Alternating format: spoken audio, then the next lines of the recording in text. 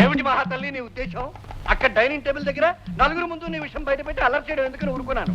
ఆ వంటలన్నీ బలవంతంగా నన్ను తినమండలో ఏమిటి ఏమిటి నీ ఉద్దేశం? ఏమిటయ్యా కళ్ళు తగిన కొత్త ఊరికి అలా చిందులేస్తావేమిటి?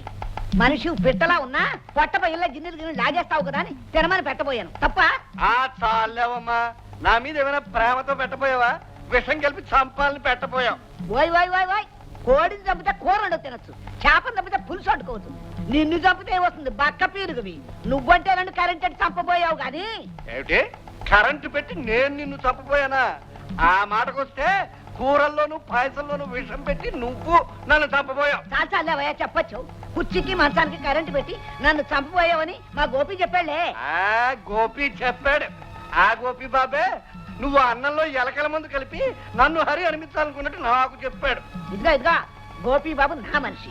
అతను ఎంత డబ్బు అడిగితే అంత డబ్బు నేను ఇస్తున్నాను గనక నాకే నిజం చెబుతాడు తెలుసా. చూడు, గోపి బాబు నా మనిషి, డబ్బు నా దగ్గర తీసుకుంటున్నాడు కనుక నాకే నిజం చెప్తాడు. నిజాలే చెప్పాల్సి వస్తే నీ చరిత్ర అంతా బయటపెడతాను. అప్పుడు అవుతుంది నీ పెళ్లి. నా పెళ్ళై చాలా కాలం అయింది. నాకు ఎదిగిన కొడుకు కూడా ఉన్నాడు. ముందు నీ జాతకం బయట పెట్టాను అనుకో. గోపి ఎక్కడికి? చెప్తా. గోపి అప్పుడు ఆ గోపిగాడు అమ్మలు తీసుకొస్తున్నాడు. మీ ఇద్దరు మాట వినిపించడానికి. మన మాటలు వినిపించడానికి నువ్వు ఇలా కూర్చో చెప్తా. ఏమిటి గంటయ్యా నువ్వు మరీని?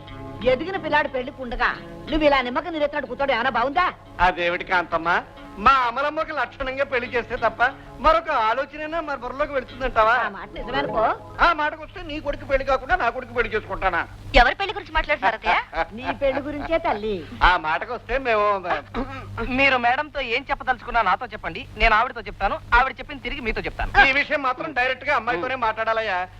ఎవరి ఉప్పుతినైతే ఈ శరీరాన్ని పెంచామో వారి మంచితనం గురించి జీవితం అంతా ఆలోచించడం మా ధర్మము కర్తవ్యము. చాలా సంతోషం. ప్రస్తుతం మేడం గారు ఇక్కడికి ఎందుకు వచ్చారంటే రేపు పొద్దున తద్దినానికి ఏర్పాట్లు చేయండి అని చెప్పడానికి. అవునత్తయ్య, తద్దినం జరిపించి 10 మంది పేదలకు అన్నదానం ఏర్పాటు చేయాలి. అదేమిటమ్మలా, నాన్న పోయి 6 నెలలుగా అయింది, అప్పుడే తద్దినం ఏమిటమ్మా? ఇది మా నాన్నగారికి పెట్టడానికి కాదత్తయ్య, గోపి వాళ్ళ నాన్నగారికి పెట్టడానికి. ఖర్చు ఎంతైనా పద్ధతిగా ఏర్పాటు చేయండి. గోపి పద. ఇదేం చోద్యం గండయ్యా, ఆ ముష్టి సెక్రటరీ గారి తండ్రికి ఈ అమ్మాయి తద్దినం పెట్టడం ఏమిటి? అంత కావాల్సిన వాడా ఎడవిడు?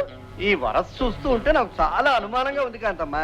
వాడు నా గురించి నీ దగ్గర చెప్పడం, నీ గురించి నా దగ్గర చెప్పడం, మనిద్దరం తగాదాలు పడితే నిజాలు బయటకు వచ్చేటట్టుగా చేయడం, ఇవన్నీ చూస్తూ ఉంటే వీడు దాని పక్కన చేరి ఏదో పెద్ద వాళ్ళే పనుతున్నట్టుగా నాకు అనిపిస్తుంది. వలా అదేం వల్ల చెప్పు నాన్న, తునకలుగా కత్తిరించి పారేస్తాం. ఏడిసేవలేరా, వాడిని ఢీకోవడం నీ వల్ల నా వల్ల అయ్యే పని కాదు. అపర చాణక్యుడు లాంటి మీ పాపారావు పెదనాన్నని రప్పిస్తాను.